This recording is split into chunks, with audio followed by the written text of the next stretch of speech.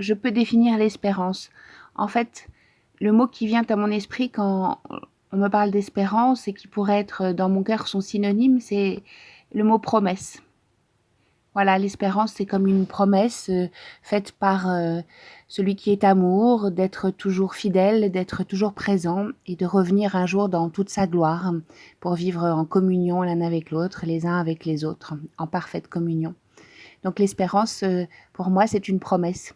Et puis, s'il y avait une image qui vient à mon esprit quand on parle d'espérance et qui vraiment habite ma vie, c'est celle d'une fenêtre grande ouverte, comme une fenêtre grande ouverte sur l'infini, d'où vient une lumière douce qui inonde chaque instant de mon existence, même les plus sombres.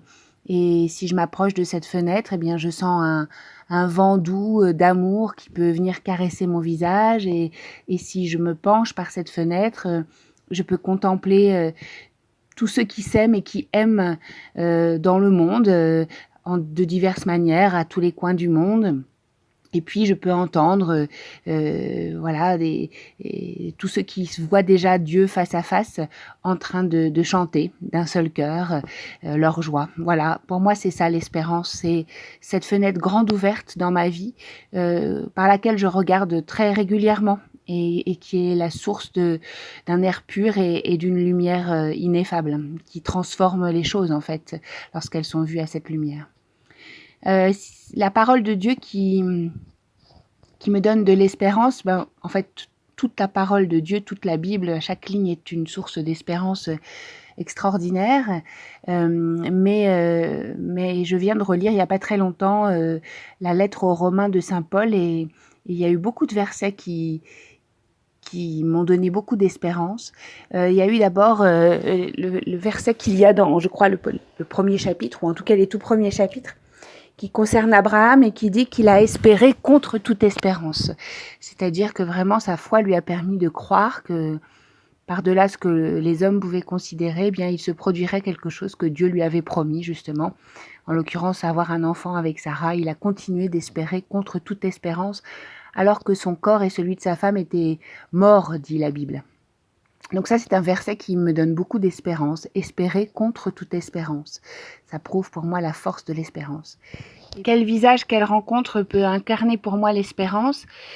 Eh bien, j'ai cherché et ce sont surtout des gens qui, justement, pour moi, espèrent contre toute espérance. Et j'ai pensé d'abord aux enfants qui sont jetés dans la fournaise de Babylone et qui chantent le cantique des 3 enfants, justement, et donc qui chantent au cœur de la fournaise. Donc pour moi, c'est vraiment un signe d'espérance.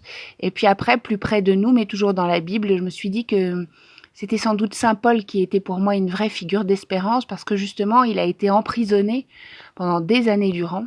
Et pourtant, eh bien, alors qu'il paraissait privé de la liberté que les hommes considère comme étant la liberté, lui, il jouissait de cette liberté que nul ne peut saisir, la liberté de conscience, et ça lui donnait une espérance extraordinaire. Il avait une foi indéfectible, une charité débordante qui agissait par-delà les murs. Et quand je contemple des hommes comme Saint Paul, ou des hommes ou des femmes, eh bien ça me donne une espérance extraordinaire. Dans le même ordre d'idées, un autre captif est pour moi une figure d'espérance, c'est Thomas More, qui lui aussi a renoncé à la fausse liberté qui était proposée par le monde pour rester droit dans ses convictions, pour ne pas salir sa conscience. Et j'ai plusieurs fois lu ces lettres de captivité qui sont magnifiques et qui sont source d'espérance extraordinaire parce qu'il y a en elles une vie incroyable, alors même qu'il est en prison. Et puis, plus près de moi, je pense aussi à des personnes que j'ai vraiment rencontrées, que j'ai accompagnées parfois jusqu'à la mort lorsque j'étais aumônier d'hôpital, et qui m'ont donné des leçons d'espérance parce que je voyais qu'ils ne perdaient jamais de vue la lumière dont je parlais tout à l'heure et la vie qui jaillissait de cette fenêtre. Et je pense tout particulièrement à une dame qui s'appelait Gisèle, qui reste gravée profondément dans mon cœur, voilà, comme une source de joie et d'espérance jusqu'au dernier instant de sa vie. Alors, ce qui me donne enfin de l'espérance en ces temps difficiles, eh bien, En fait, c'est vraiment, de contempler la force de l'amour, à l'œuvre quoi, malgré les difficultés. Je suis, émerveillée de voir que l'amour, renverse tout, hein, renverse les puissants de leur trône, voilà, va par-delà les directives gouvernementales, par-delà les gestes barrières, par-delà, la peur en fait, et que l'amour passe, les murailles, l'amour saute les montagnes, l'amour accourt vers chacun. C'est comme, en fait, comme une eau vive qui s'infiltre partout et que rien ne peut arrêter. Et ça me donne une grande espérance et une grande joie de me dire que rien ne peut arrêter la course de l'amour. Et donc, je contemple tous ces gens qui demeurent inventifs, audacieux, impétueux, fougueux, malgré le confinement, malgré l'enfermement quelquefois. Je contemple tous ceux qui continuent de distribuer de l'amour par tous les moyens, de toutes les sortes, pendant cette pandémie.